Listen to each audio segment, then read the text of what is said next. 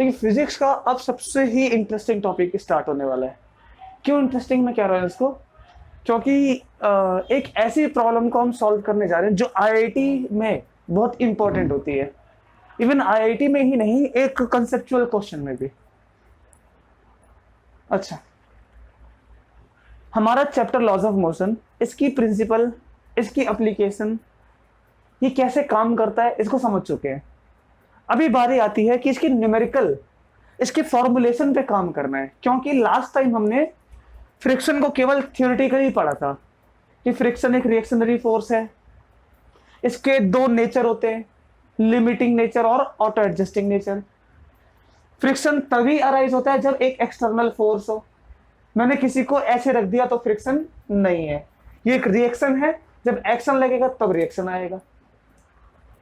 Static वाली condition अलग होती है फ्रिक्शन की, काइनेटिक वाली अलग होती है। जिसका इरादा ज्यादा मजबूत है वो स्टैटिक वाला है, और जिसका इरादा कम मजबूत है वो काइनेटिक वाला है। एक बात और पढ़ी थी हमने कि फ्रिक्शन इंटेंशन ऑफ मोशन के अपोजिट होता है। जब किसी बॉडी को रोल करना होता है तो उस पर हम रोलिंग फोर्स लेते हैं जो कि बैकवर्ड होती है। अगर उसको आगे जाना है तो हमने देखा था ना, एक डिस्क में एक पॉइंट ए, उसको पीछे की तरफ आना है तो फ्रिक्शन कहां पर, आगे। लेकिन कंप्लीट बॉडी का इंटेंशन का है, तो कंप्लीट बॉडी का इंटेंशन आगे की तरफ है, लेकिन जो फ्रिक्शन वाला है, जो फ्रिक्शन के कांटेक्ट में है, ऐसे सरफेस के कांटेक्ट में, उसका इंटेंशन पीछे जाने का है। तो इंटेंशन ऑफ मोशन के अपोजिट ही फ्रिक्शन होता है। अब थोड़ी सी कैलकुलेशन की बात कर लेते हैं। आप सब अच्छे से जानते हैं कि जब हम किसी ऑब्जेक्ट को धक्का देना चाहते हैं तो वो नहीं चलता है। क्यों नहीं चलता है? क्योंकि इसके पास इनर्शिया है ना चलने का। फिर से देखो, अगर ये एक ऑब्जेक्ट, इसको धक्का लगाया, मैं पूछता हूं कि चलेगा कि नहीं, तो आपने तुरंत आंसर दिया कि नहीं चलेगा। क्यों? क्योंकि इसके पास ना चलने का इनर्शिया है।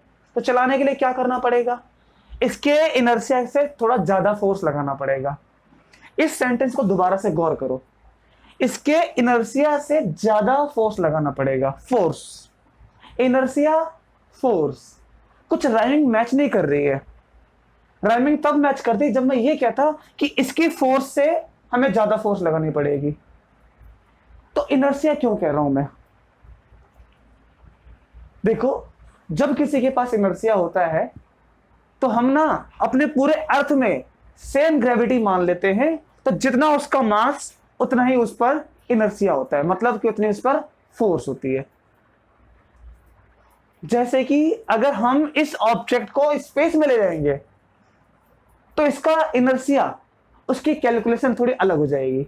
हमारे अर्थ के लिए ग्रेविटी जहां पर हम सेम मानते हैं, वहां पर हम ऐसा मान लेते हैं कि इनर्शिया लगभग सेम है, कि ग्रेविटी को इंक्लूड कर लिया।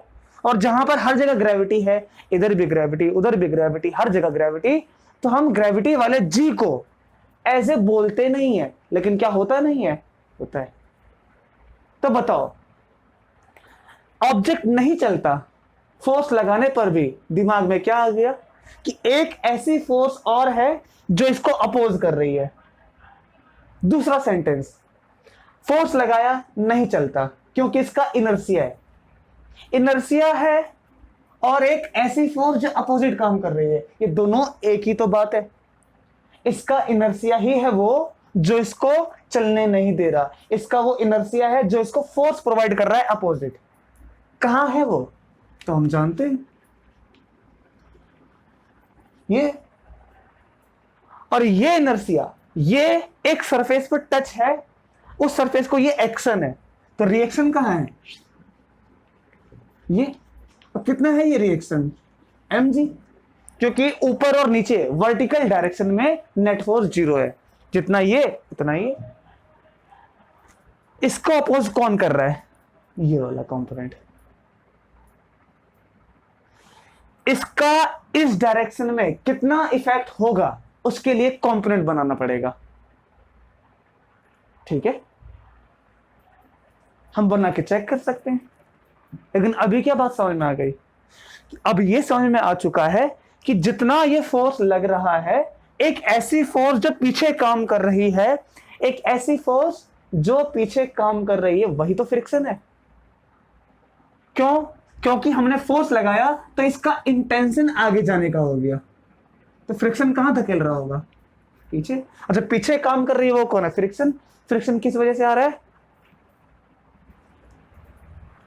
अब हम इस बात से एक बात लिख सकते हैं कि फ्रिक्शन उतना ही होगा जितना इसका वेट होगा। जैसी बात है। इसके बाद अब ये हम जानते हैं कि जितना हम इसका वेट बढ़ाएंगे और लोड रखेंगे, ये बॉडी उतना ही नहीं चलेगी और उतना ज्यादा फ्रिक्शन बनेगा। तो friction is directly proportional to reaction force, mg force. जब हम इस डायरेक्टली प्रोपोर्शनल के साइन को हटाते हैं तो एक वैल्यू और आती है जो आपने 8th क्लास में पढ़ा, वो होता है डायरेक्टली प्रोपोर्शनल का constant, constant of proportionality into में mg। ये है कौन? इसका पता लगाना है। ये वो चीज है जिस पर फ्रिक्शन डिपेंड करता है। तो फ्रिक्शन किस पर डिपेंड करता है? हमने ये देख लिया कि अगर हम ओके, अगर मैं इसको ऐसे करके उठाता हूं कुछ देर बाद ये स्लाइड डाउन हो गया। देखा आपने, इतने एंगल पे हुआ। अच्छा, मैं इतने एंगल पर ही एक दूसरे ऑब्जेक्ट को रख देता हूं मैं। ये देखो इसको, ये और तेजी से स्लाइड हो गया। इतने एंगल पे ये अभी भी स्लाइड हो रहा है। क्या इतने एंगल पर ये स्लाइड हुआ था क्या? ये देखो, लेकिन हुआ भी। अगर इसको ऐसे रख दें तो, ऐसे रखें स्लाइड हो गया, ऐसे रखें नहीं हो रहा है लेकिन बहुत कम, है ना? ठीक है, अब हम इसका थोड़ा सा एंगल कम कर देते हैं। ऐसे रखेंगे हो जाएगा, लेकिन ऐसे रखेंगे तो नहीं होगा। एक दिमाग में पिक्चर बन गई, उस पिक्चर को डिस्कस करते हैं। देखो क्या,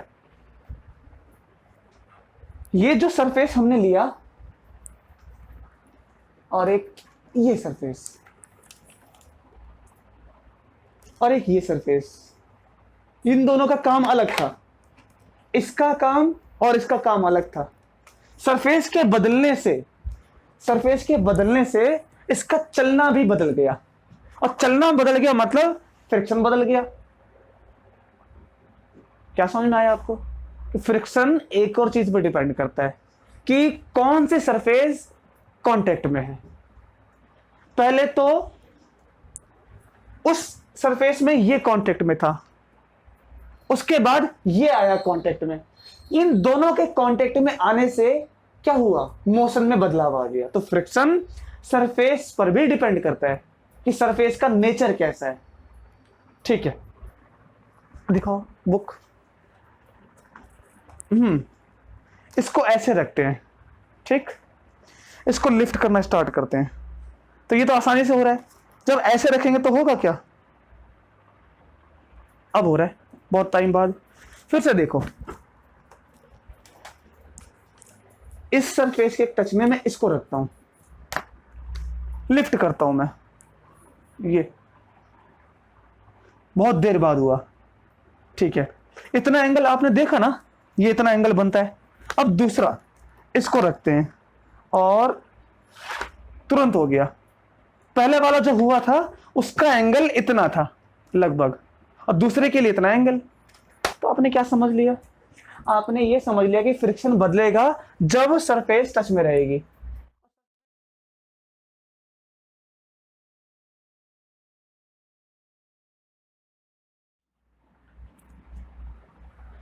कोफिशिएंट ऑफ स्टैटिक फ्रिक्शन। क्यों static?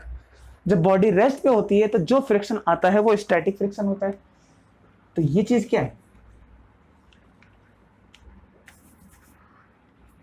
Coefficient of static friction.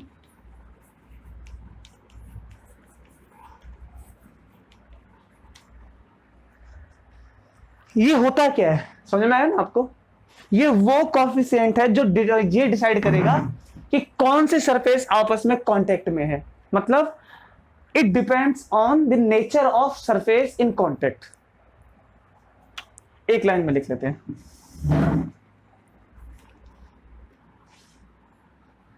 Mu S coefficient of static friction depends on nature of surface in contact.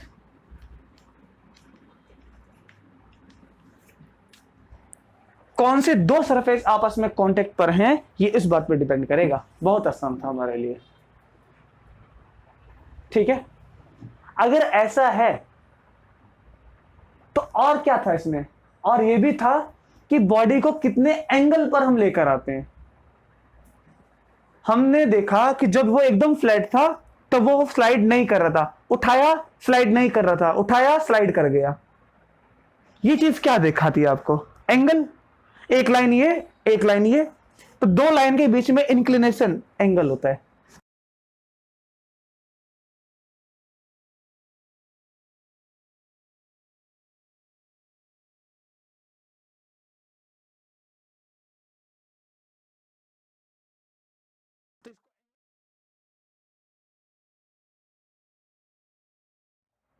ठीक है, अब सबसे इंटरेस्टिंग बात अब आती है, वो ये कि किसी बॉडी को अगर हम ऐसे रखें किसी इंक्लिनेशन प्लेन पर, एक इंक्लाइंड प्लेन पर रखते हैं, तो ये बॉडी जो इस पर रखी है स्लाइड कब करेगी, स्लाइड डाउन। स्लाइड डाउन कब करेगी, मैं टाइम नहीं पूछ रहा, मैं पूछता हूं उसका एंगल, कि वो कितने एंगल पर स्लाइड करेगी। लेकिन आपने सोचो मन में कि कब का मतलब तो बहुत सारी चीजें होती हैं, कितने एंगल पर, हाँ, या तो कितनी टच में सरफेस है, ऐसी बहुत सारी चीजें हैं। क्या उन पर भी ये डिपेंड करता है स्लाइड करना, ये इसको देखना है। तो हमें क्या पढ़ना है अभी, हमें पढ़ना है कि ये स्लाइड कितने एंगल पर करेगी, कब करेगी, इसका नेचर, बहुत सारी प्रॉपर्टी कौन कौन सी हैं जो इसको स्लाइड कराने में हेल्प करती हैं। ठीक है, ये क्या था, ये था फ्रिक्शन की कैलकुलेशन, कि जब किसी को धक्का दो तो फ्रिक्शन कितना बनेगा, इतना। और ये बात इस पर डिपेंड करता है कि दो सरफेस कांटेक्ट में लोग कैसी हैं, इस पे क्यों डिपेंड करता है, उसमें क्यों नहीं, क्योंकि mg तो वो कांस्टेंट रहेगा। अगर हमने एक मास को ले लिया तो ग्रेविटी तो कांस्टेंट है, मास भी कांस्टेंट है, तो ये तो कांस्टेंट, तो फ्रिक्शन किस पर डिपेंड करता है, म्यू एस पर। Friction depends on this. ये चीज क्या है फिर, ये डिपेंड का साइन नहीं है, this sign shows directly proportional, और ये डिपेंड्स। यहां देखते हैं,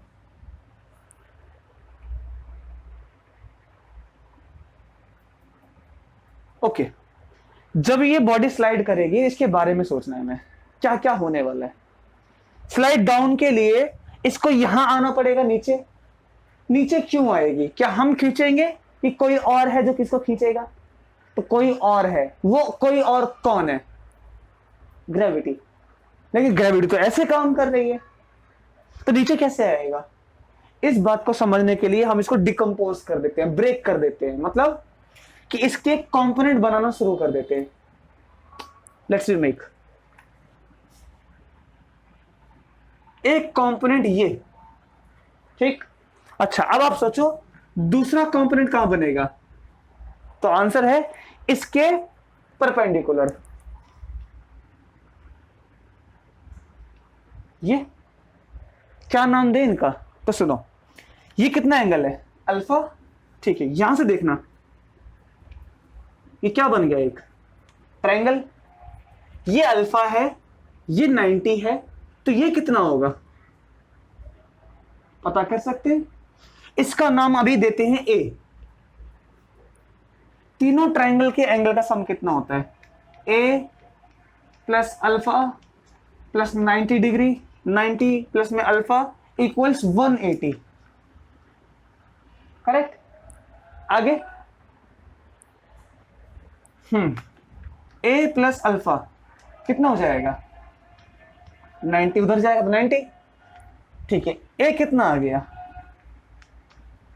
90 माइनस अल्फा, करेक्ट। तो ये एंगल कितना होगा? 90 माइनस अल्फा। तो मुझे बताओ ये वाला एंगल कितना होगा? तो आप मुझे सोच के बता सकते हो कि देखिए ये जो एंगल बन रहा है वो 90 डिग्री का एंगल है ना। अगर ये 90 माइनस अल्फा है, इसको नाम देते हैं बी। ठीक है, 90 माइनस अल्फा प्लस बी, और ये दोनों मिला के कितना एंगल बना लेंगे? 90 का एंगल। ठीक है, इसको वहां ट्रांसफर करते हैं तो कितना हो जाएगा? Alpha plus B equals 0 degree. 90 उधर जाएगा तो खत्म हो जाएगा, और ये माइनस का अल्फा है। ठीक, अगर एक को ट्रांसफर करते हैं तो कितना हो जाएगा? बी हो जाएगा अल्फा के बराबर। इसको उधर ट्रांसफर कर देंगे तो बी कितना हो गया? अल्फा। इसका मतलब कि ये एंगल कौन है? Alpha, correct. जितना ये उतना ये। इस हिसाब से बताओ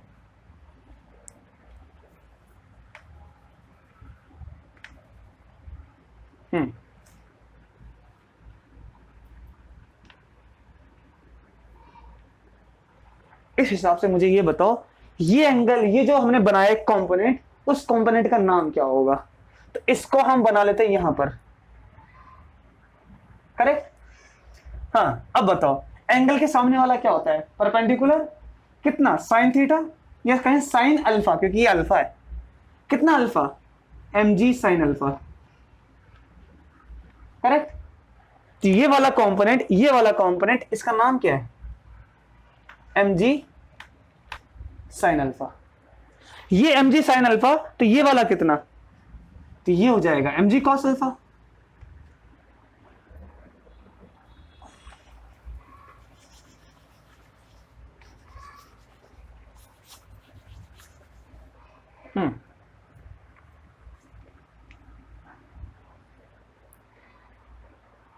देखो ये mg साइन अल्फा है, परपेंडिकुलर कौन है? ये, तो ये कॉस अल्फा होगा। कितना cos alpha? mg cos alpha, correct है। ठीक है, अब सुनो, जब इसको एक एक्शन मिलेगा तो एक रिएक्शन भी मिलेगा। वो रिएक्शन कितना होगा?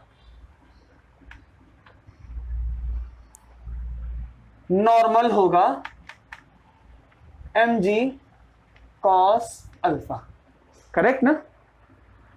ये नॉर्मल। अब यहां से मैं आपको एक बात बोलता हूं, वो बात बोलते ही हमारा एक क्वेश्चन अराइज हो जाएगा और एक क्वेश्चन का आंसर मिल जाएगा। वो है कि ये बॉडी अब स्लाइड करना शुरू कर दिया है।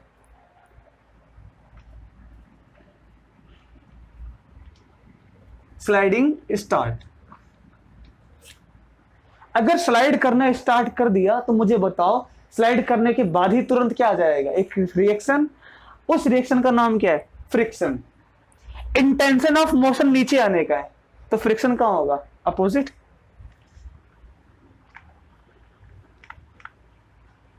करेक्ट है। कैलकुलेशन करते हैं।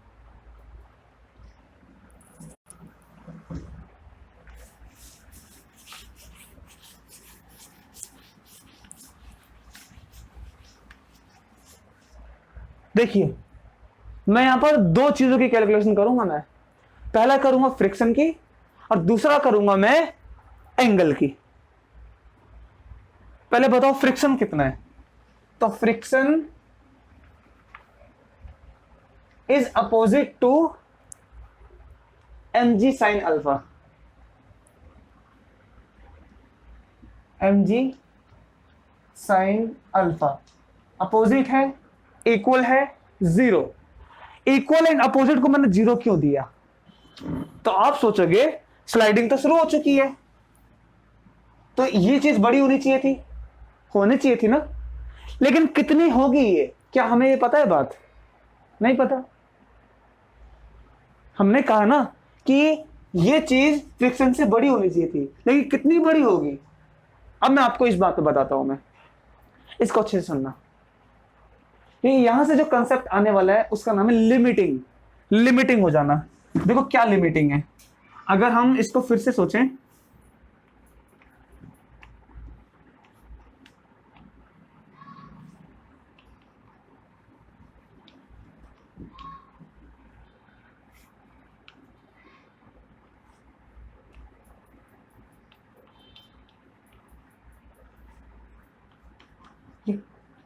कुछ ऐसा ही तो बनेगा, और एक कंपोनेंट यहां होगा, और ये ग्रेविटी, और ये कंपोनेंट यहां पर कुछ सोचो। मैंने कहा कि एक बॉडी को जब हम धक्का लगाते हैं तो जैसे ही हमने उसको फोर्स लगाया एक फ्रिक्शन पैदा हो गया, हमने और लगाया, 2 का धक्का लगाया, 2 फोर्स, फिर से फ्रिक्शन आ गया और बढ़ गया, 3 की फोर्स लगाई, फ्रिक्शन और बढ़ गया। ये फ्रिक्शन कर क्या रहा है? Auto adjust. हमने फोर्स लगा दी 4 की, ठीक, फ्रिक्शन और बढ़ गया ऑटो एडजस्ट होके।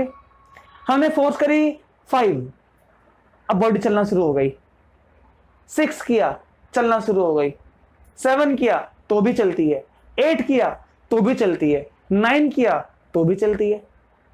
तो मुझे एक बात का आंसर दो कि बॉडी का चलना कब शुरू हुआ, 5 पे, 6 पे, 8 पे कि 9 पे? तो हमने सुना कि 4 पे तो नहीं चल रही थी, तो जाहिर सी बात है ये 4 पे नहीं चली, तो चलना कब शुरू हुआ? 5 पर। इसकी लिमिट कहां तक थी? 4 तक थी ना, 4 तक। अब मुझे एक बात सोच के बताना, अगर मैंने 4 के बाद डायरेक्ट 8 लगा दिया, 8 की फोर्स, क्या चलेगी? नहीं। मैंने 8 की बजाय 6 लगा दिया तो चलेगी कि नहीं? तो मुझे कैसे पता चलेगा कि इसकी लिमिट 4 है कि 6 कि 5 है कि 7 है? देखो फिर से, मैंने 4 के बाद आफ्टर 4 मैंने डायरेक्ट 10 की फोर्स लगा दिया तो वो चल पड़ती है। तो क्या लिमिट 9 है? नहीं, लिमिट 9। फिर मैंने इसको 8 की फोर्स लगाया तो भी चलती है, तो क्या लिमिट 7 है? हमें पता नहीं चल रहा है ऐसे। लिमिट कितनी है?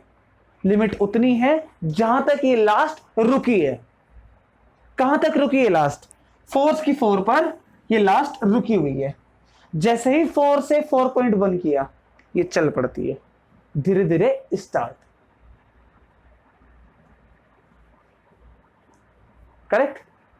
तो इस बात को मैं 4.1 मानूं कि 8 मानूं कि 9 मानूं कि 10 मानूं? आप बोलोगे कि अगर ये 4.1 पे चलती है तो 4.1 मानो इसको। तो मैं आपसे एक सवाल और पूछ सकता हूं, क्या ये 8 पे नहीं चलती है? तो मुझे 8 रख के कैलकुलेशन करनी चाहिए।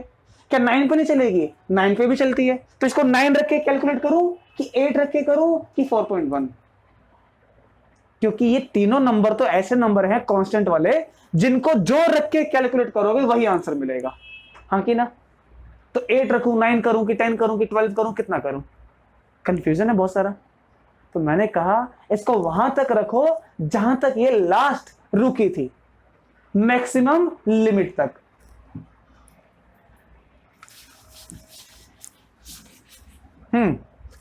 स्लाइडिंग स्टार्ट, इसकी जगह मुझे क्या लिखना चाहिए?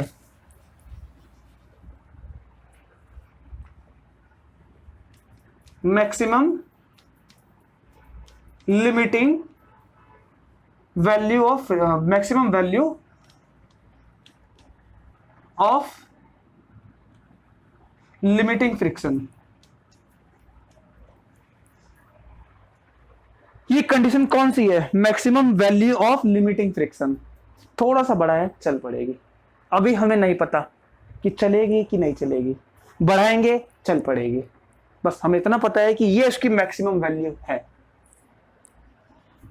ठीक है, तो अब एक वर्ड में लिख लेते हैं पहले कि लिमिटिंग फ्रिक्शन क्या होता है।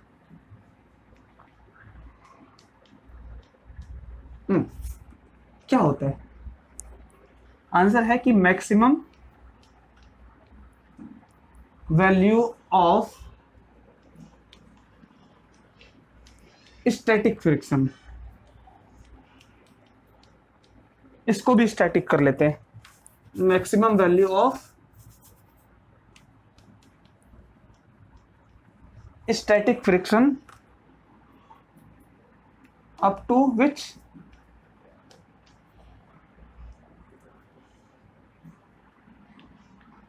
body does not move,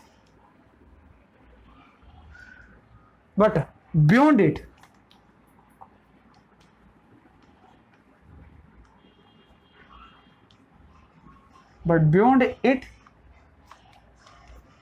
motion will start.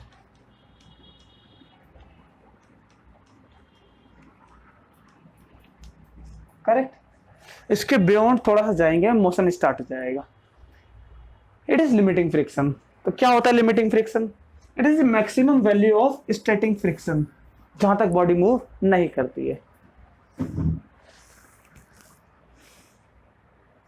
अब मुझे इसका पढ़ के बताओ इक्वेशन का क्या मीनिंग है, चल रही है कि नहीं. तो हमने देखा कि इक्वल एंड अपोजिट है, तो नहीं चलती है. Motion does not start at this point. Correct. Okay. अब यहां से हम ये भी पूछ सकते हैं कि मोशन फिर अगर अभी स्टार्ट नहीं हुआ तो कब स्टार्ट होगा. ठीक है. इसके लिए हम इसको बढ़ाते हैं एंगल को. जितना एंगल बढ़ाएंगे उतना एंगल बढ़ेगा, और एंगल बढ़ते बढ़ते 1 पे जब तक नहीं आता, क्योंकि साइन 90 तक एंगल बढ़ाओ साइन थीटा बढ़ता है, साइन की वैल्यू बढ़ती है. साइन 90 कितना होता है 190 पे कब आएगा? हम यहां तक नहीं लाते, हम केवल यहां तक लेकर आते हैं, यहां से यहां पर, तो चल पड़ेगा. तो बताओ मुझे कि चलाने के लिए इसके वेट को बढ़ाना पड़ा कि एंगल को? एंगल को.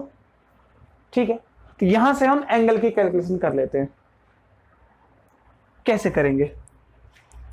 फ्रिक्शन फोर्स ये किसके इक्वल होगी? नॉर्मल के. नॉर्मल कितना है? mg cos alpha. तो इसकी जगह पर हम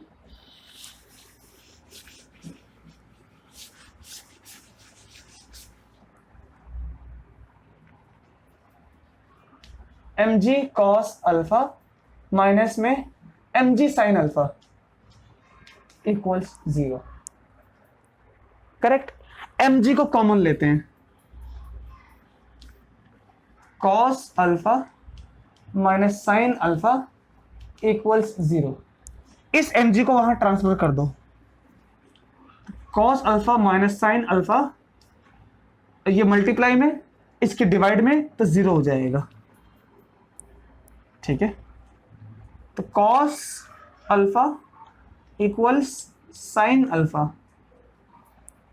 ठीक. अब सोच के बताओ ये कंडीशन कौन सी वाली है?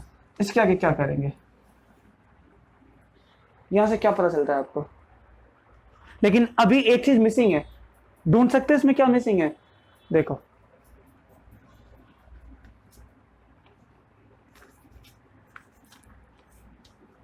ये करेक्ट. तो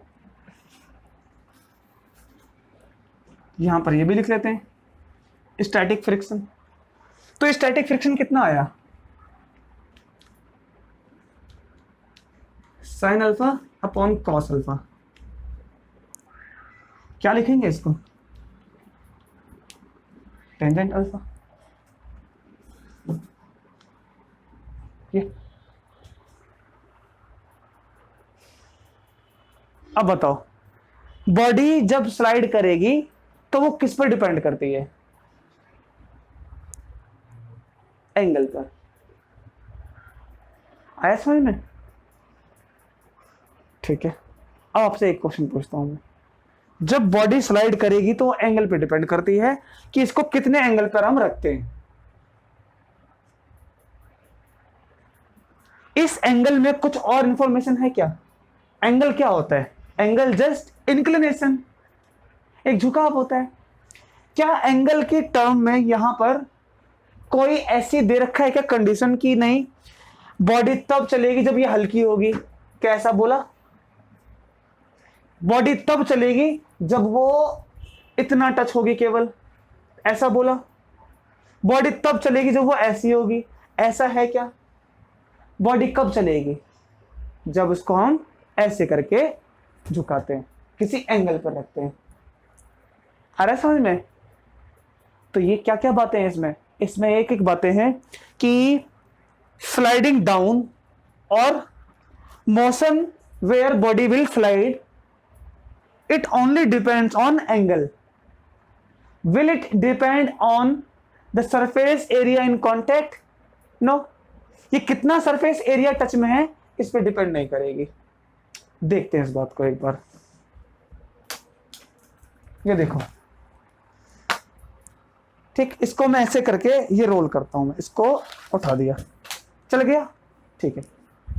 अब इसको मैं ऐसे रखता हूं, ये, और अभी भी इसको स्लाइड करता हूं मैं, क्या उतना एंगल पे चलेगी? सेम एंगल पे नीचे आ रही है, ये बॉडी सेम एंगल पे नीचे आई, देखो ये भी आ जाएगा उसी एंगल पे नीचे लगभग। अगर इसको रखें यहां पर ऐसे, ये सेम एंगल पे नीचे, ठीक। फिर से इसको यहां पर रखते हैं, सेम एंगल पे नीचे। क्या ये सरफेस एरिया, इसका एरिया सरफेस में टच ज्यादा है, इसका कम है? क्या इस पर डिपेंड कर रहा है? क्या इसका स्लाइड किस पर डिपेंड कर रहा है? केवल एंगल पर।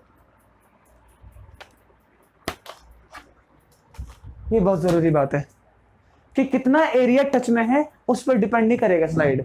स्लाइड डिपेंड करेगा कि हमारे पास एंगल कितना है इसको स्लाइड कराने के लिए। ये question, at what angle the object is going to slide down, कितने एंगल पर ऑब्जेक्ट स्लाइड डाउन करने जाएगा, उस पर ही डिपेंड करेगा इसका motion.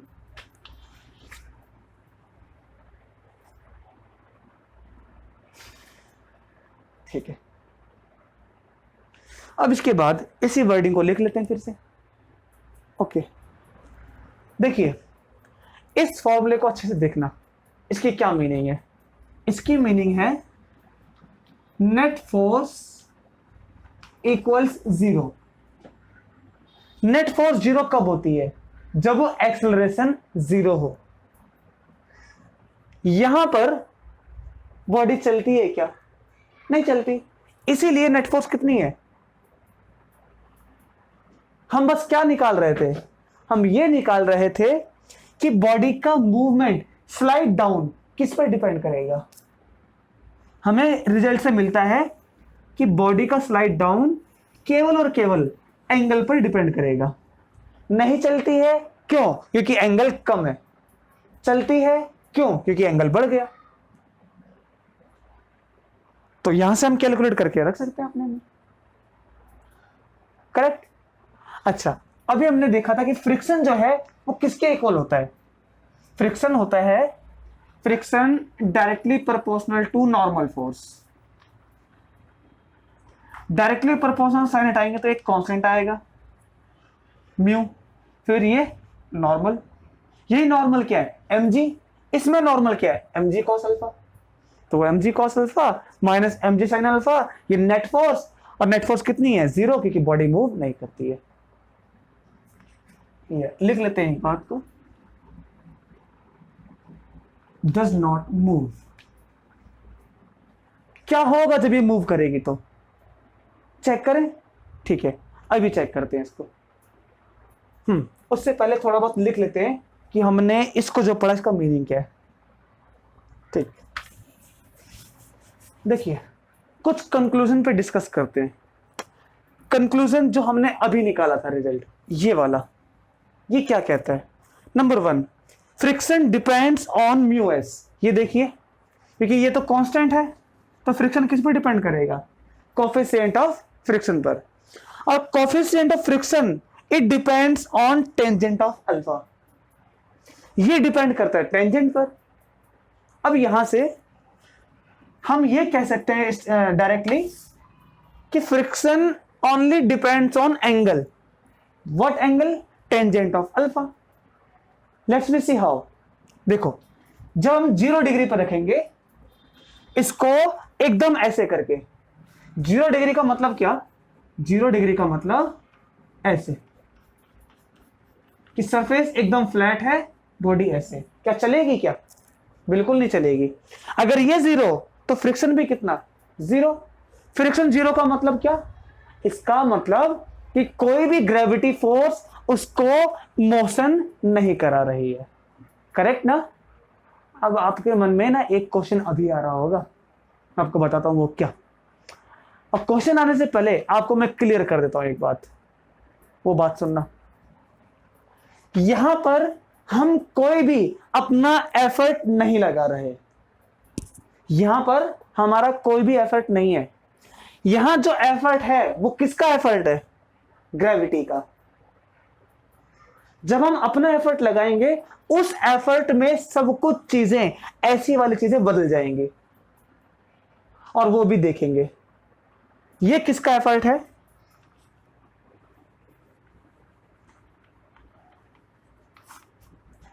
It is the only gravity which is responsible for motion here. ये अभी ग्रेविटी है जो मोशन के लिए रेस्पॉन्सिबल है। अभी हमारा एफर्ट नहीं है। हमारा एफर्ट नहीं है तो क्या क्या होता है, तो ऐसा होता है। फिर से देखो, जब 0 डिग्री पर है तब क्या ग्रेविटी इसको मूव करा सकती है, आपको पता है नहीं। अगर ऑब्जेक्ट ऐसे रखा गया है तो ग्रेविटी मूव करा सकती है क्या, नो, नहीं करा सकती ग्रेविटी मूव। ग्रेविटी मूव कब कराएगी, ऐसे, है ना, ऐसे। अभी और झुका दूंगा तो ये गिर जाएगा। ग्रेविटी तभी मूव कराएगी, ग्रेविटी कब मूव कराएगी, जब ये एंगल पर होगा, जब ये एंगल पर होगा, जब ये एंगल पर होगा। एंगल है क्या, तो ग्रेविटी मूव नहीं कराएगी। नेक्स्ट, 10-30 डिग्री, इसकी ये कुछ वैल्यू निकल के आती है। इतना पता चलता है कि ये 1 से कम है। 1 से कम है मतलब फ्रिक्शन अभी कम है। फ्रिक्शन कम कब होता है, ये तभी होगा कम जब ये कम होगा। करेक्ट ना। आपको पता है कि जितना हम फोर्स लगाएंगे, जितना ग्रेविटी एफर्ट लगाएगी, उतना ही फ्रिक्शन ऑटो एडजस्ट करेगा। फ्रिक्शन ने किया अपने आप को ऑटो एडजस्ट। तो ऑटो एडजस्टिंग कहां से कर रहा है, यहां से। ठीक है, हमने 45 कर दिया, तो यहां पर क्या होगा, फ्रिक्शन मैक्सिमम। मैक्सिमम फ्रिक्शन का मतलब क्या होता है, मैक्सिमम फ्रिक्शन का मतलब कि maximum value of static friction आ चुकी है। बताओ 45 डिग्री पर कितना आएगा, maximum value of static friction. Correct. और मैक्सिमम वैल्यू पर बॉडी मूव करती है क्या, नहीं। क्यों नहीं करती, देखो हमने देखा था mg sin अल्फा माइनस में म्यू mg cos अल्फा, ये देखा था ना हमने। समझना अच्छे से, वरना दिक्कत देगा आपको ये। माइनस में mg cos अल्फा, लेकिन कौन सा, यहां पर आएगा म्यू। करेक्ट। सोचो sin 45 पर कितनी वैल्यू होती है, 1/√2, तो mg डिवाइडेड बाय √2। करेक्ट ना। माइनस, उसकी बात करते हैं, म्यू cos 45 कितना होता है, √2। ये भी √2 हो जाएगा, mg cos अल्फा √2। और म्यू कितना है 45 पर, म्यू कितना है 45 पर, बताओ 1, तो इट विल बिकम 1। दोनों का बताओ कितना आएगा आंसर, ये भी सेम वो भी सेम, कितना, 0। नेट फोर्स है क्या, नहीं। समझ में आएगा आपको कि 45 पर मैक्सिमम वैल्यू ऑफ फ्रिक्शन आ चुकी है। तो अब आपसे एक क्वेश्चन का आंसर बताओ मुझे, at what value the body will have maximum value of static friction, मतलब लिमिटिंग फ्रिक्शन कब होगा, 45 डिग्री पर। जैसे ही हम उसको और एंगल बढ़ाएंगे तब वैल्यू 1 से बड़ी हो गई, लेकिन फ्रिक्शन तो इससे बड़ा नहीं हो सकता। अब जब फ्रिक्शन 1 से बड़ा नहीं होगा तो थोड़ा सा और करेंगे तो बॉडी चल पड़ेगी। समझ में आया कि बॉडी 1046 पर चल पड़ेगी। तो कितने एंगल पर बॉडी चल पड़ेगी, 46 डिग्री के एंगल पर। ये लिखा था हमने, at what angle the body is going to slide down, answer 46 degree, 47 degree, 48 degree. हो गया। ठीक है। नेक्स्ट, 10-90 डिग्री पर क्या होगा? जब इसको ऐसे रख देंगे तो जो स्पीड से नीचे आएगी ये वो डिफाइनेबल नहीं होगा, वो स्पीड डिफाइनेबल नहीं होगी। क्यों नहीं होगी? ये देखो, ऐसे रखा, इसको 90 कर दिया, जैसे 90 करेंगे बॉडी विदाउट फ्रिक्शन मूव करेगी, फ्रिक्शन को हम डिफाइन नहीं कर पाएंगे, नॉट डिफाइन। नेक्स्ट, आगे देखो, friction is independent of surface area in contact, और ट्रू निकला कि वो एरिया ऑफ कांटेक्ट पे डिपेंड नहीं करता। वो दिखाया था, एक बार इसको हमने ऐसे रखा, एक बार ऐसे रखा, दोनों केस में अलग अलग था। जो सरफेस ये है वही सरफेस ये भी है। और याद रखो, अगर सरफेस में मैंने एक पाउडर लगा दिया फिर रखता हूं मैं, तो फ्रिक्शन बदल जाएगा। ये सरफेस और ये सरफेस सेम होनी चाहिए, साफ कर लेना है। तो सरफेस एरिया पे डिपेंड नहीं करता, it only depends on angle. अब एक बात का छोटा सा आंसर दो मुझे कि सरफेस एरिया से इंडिपेंडेंट है ये कब? हमारे एफर्ट के साथ कि ग्रेविटी के एफर्ट के साथ? तो आंसर है ग्रेविटी का एफर्ट। अब आपको अपना एफर्ट देखना है, अपना एफर्ट देखो। चलो देखिए, नेक्स्ट सेक्शन जो अब हम पढ़ने जा रहे हैं, और एफर्ट, जो हम धक्का लगाएंगे। हमारे एक्शन लगाने से क्या होता है? हम जानते हैं कि एक फ्रिक्शन डेवलप हो जाता है। हाँ, ये जितना ये उतना ये, तो लिमिटिंग फ्रिक्शन। इसको बढ़ा दिया, चल पड़ेगी, लिमिटिंग खत्म। आगे सुनो, ये हमने एफर्ट लगाया, उसको मैं शो नहीं करता हूं, लेकिन फ्रिक्शन क्या बता रहा है कि एफर्ट लग चुका है, क्योंकि बिना एफर्ट के फ्रिक्शन नहीं आएगा। एक रिएक्शन फोर्स ऊपर, एफर्ट ऐसे, इन दोनों का एक रिजल्टेंट बनाओ, कहां बनेगा? रिजल्टेंट किसका बन रहा है? ये हमारे एफर्ट का नहीं, हमने एफर्ट को तो अभी हटा रखा है। ये इन दोनों के बीच का एफर्ट है, इन दोनों के बीच का रिजल्टेंट। तो ये चीज क्या है? रिजल्टेंट। ठीक है, रिजल्टेंट है ये। अब आगे सोचो, एंगल कहां बना है? यहां पर बना है कि यहां पर बना है? तो आप सोचोगे कि हमारा मन तो कहीं भी कर सकता है, यहां पर बना लो चाहे यहां पर बना लो, दोनों में से कहीं भी आप कर सकते हो कैलकुलेशन। मैंने यहां पर बना लिया, अभी इसकी भी बताऊंगा मैं। तो एंगल यहां पर बनाते हैं तो कितना, एंगल का नाम क्या दें? अल्फा। Let's make alpha. ठीक है, अब मुझे बताओ tan ऑफ अल्फा क्या होगा? परपेंडिकुलर अपॉन में बेस। बेस क्या है? अब आप एक बात ध्यान से देखना,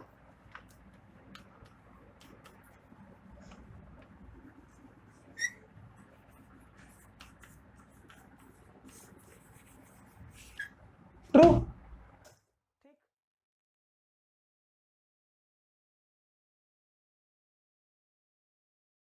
ये दिखता है ना, तो वो भी दिखता है आपको। तो ये देखो क्या होने वाला है,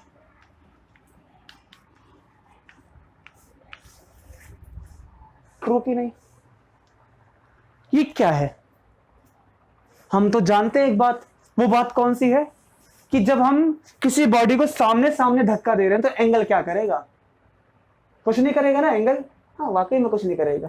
तो ये क्या दिखाता है? ये तो तभी काम आएगा जब ग्रेविटी एफर्ट लगाएगी। जब हमने इसको ऐसे झुकाया था, ये अभी क्या कर रहा है? अभी ये एक काम कर रहा है, ये सुनो।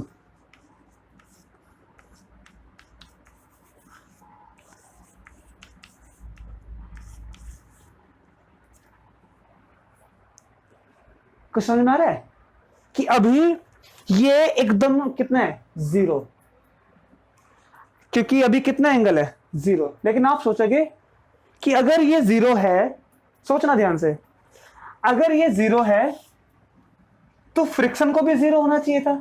फ्रिक्शन तो है, कुछ तो अजीब है यहां पर।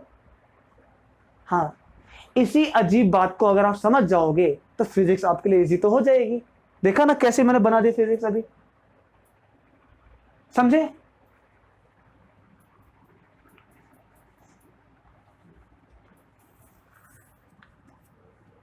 ये अल्फा, ये एंगल है। यहां पर जो अल्फा बना था वो कौन सा अल्फा था? ये अल्फा था कि प्लेन का कितना इंक्लिनेशन है सरफेस के साथ। ये एंगल कौन सा था? इंक्लिनेशन बिटवीन टू सरफेसेस, एक ऐसे थी और एक ऐसे। ये अल्फा कौन सा है? ये अल्फा केवल रिजल्टेंट बता रहा है कि angle between resultant and normal. True कि नहीं? अगर ये बात है तो इसमें और इसमें क्या डिफरेंस है? अरे बहुत ज्यादा डिफरेंस है। समझ रहे हो ना क्या डिफरेंस है? कि ये अल्फा वो अल्फा नहीं है जो हमने पहले पढ़ा था। सेम नहीं है तो कंफ्यूज मत करो, नहीं करता मैं कंफ्यूज। लीजिए,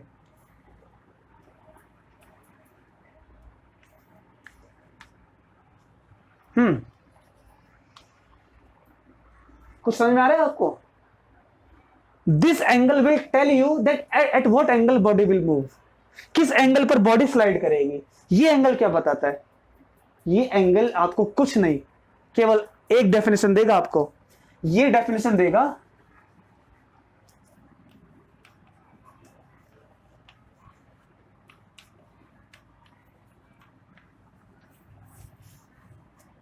एंगल ऑफ फ्रिक्शन।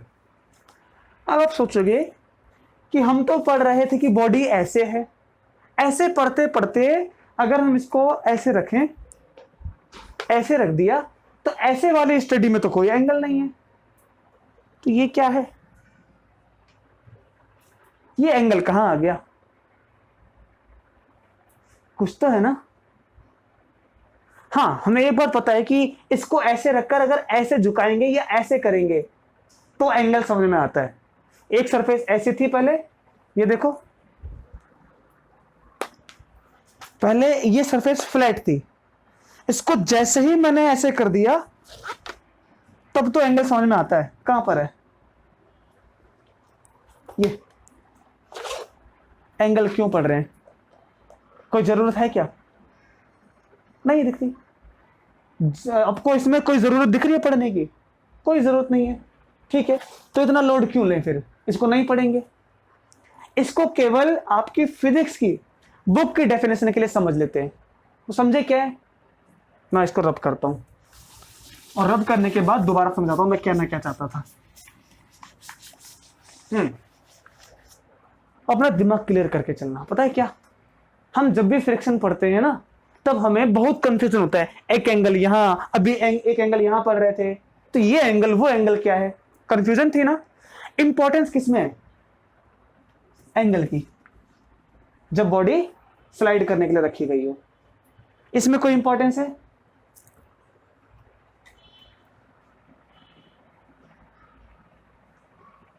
तो धीरे धीरे करके अब आपको एक बात समझ में आ रही होगी कि अगर हम किसी बॉडी को ऐसे करके रख दें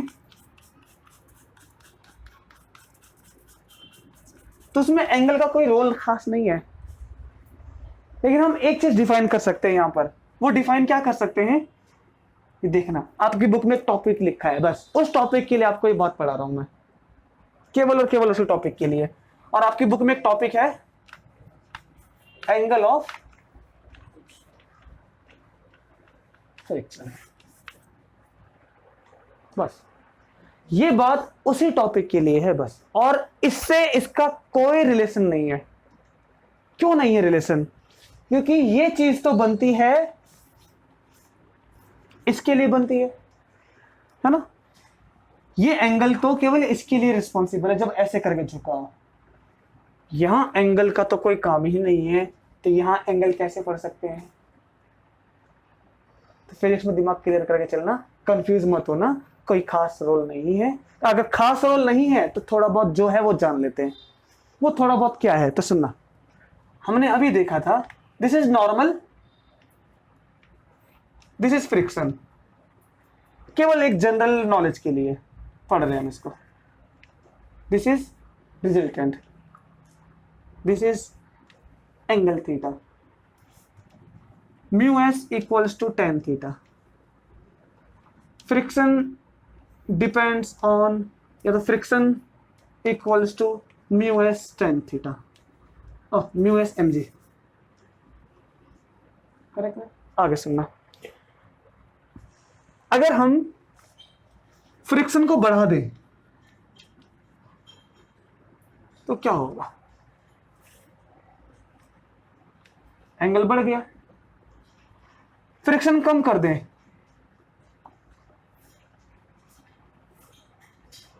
एंगल कम हो गया। आ रहा समझ में ना? मुझे एक बात का आंसर देना, क्या फ्रिक्शन को बढ़ाना और कम करना हमारे हाथ में है?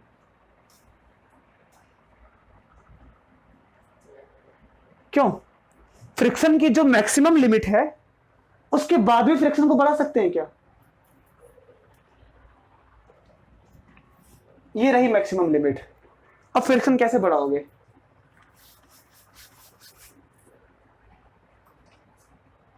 करेक्ट ना? और हमें एक बात तो पता ही है, अगर ये मैक्सिमम लिमिट है, इसके अंदर अंदर रखोगे तो बॉडी वैसे ही नहीं चलेगी। करेक्ट, नहीं चलेगी ना? तो फिजिक्स की बुक में दे रखा छोटा टॉपिक, उसके लिए आपको पढ़ा रहा हूं, बाकी तो कोई खास यूज नहीं है। फिर से देख लो इसको एक बार। फ्रिक्शन जैसे जैसे बढ़ रहा है एंगल बढ़ रहा है, फ्रिक्शन कम कर दो एंगल कम हो जाएगा, इसलिए इस एंगल का नाम है एंगल ऑफ फ्रिक्शन, और कुछ यूज नहीं है। बस इतना बताने के लिए मैंने आपको बताया। मैं तो कह रहा हूं इसको पढ़ना ही नहीं, टॉपिक को बस समझ लेना है, क्योंकि एग्जाम के पॉइंट ऑफ व्यू से मुझे लग नहीं रहा इंपॉर्टेंट है ये। इसी एंगल ऑफ फ्रिक्शन को कहते हैं एंगल ऑफ रिपोज। ये जरूरी है, अभी जो मैंने वर्ड बोला ना ये जरूरी है। एंगल ऑफ फ्रिक्शन से जरूरी वर्ड क्या है? Angle of repose. मैं तो कह रहा हूं जब इसमें इंपॉर्टेंस ही नहीं है तो इसको एंगल ऑफ फ्रिक्शन यहां ना बोल के यही बोल देते हैं, दोनों का नाम एक ही कर देते हैं।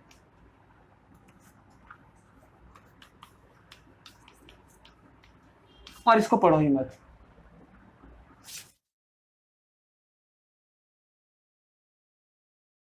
ये जो चीज है ये काम की है, अब आप समझ जाओ कैसे।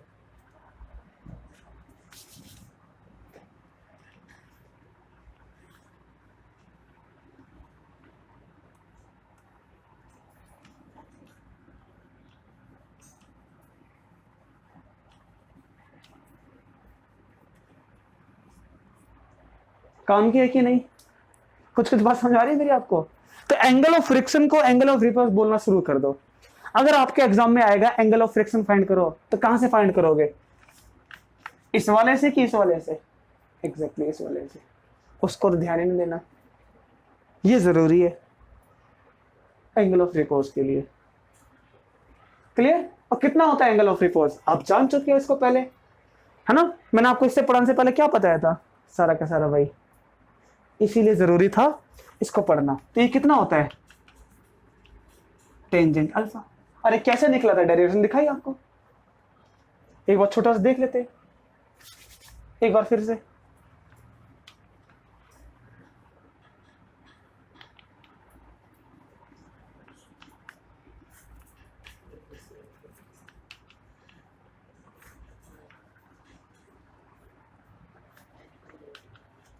करेक्ट ना? और ये अल्फा कैसे होगा अभी क्लियर कराया था मैंने आपको। ये अल्फा, ये 90 माइनस अल्फा, ये 90 है पूरा का पूरा। तो 90 में से 90 माइनस अल्फा कम कर दो तो अल्फा बचेगा, तो अल्फा यहां पर है, तो ये mg cos अल्फा। और क्या थी derivation? mg sin alpha.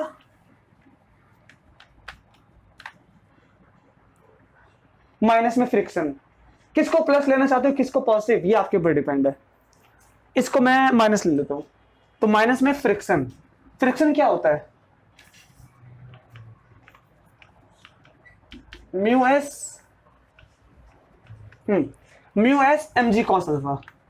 Correct ना? अभी देखा था हमने फ्रिक्शन इक्वल्स टू, ये देखा था हमने, friction equals to mu S mg, मतलब mg क्या है? ये नॉर्मल।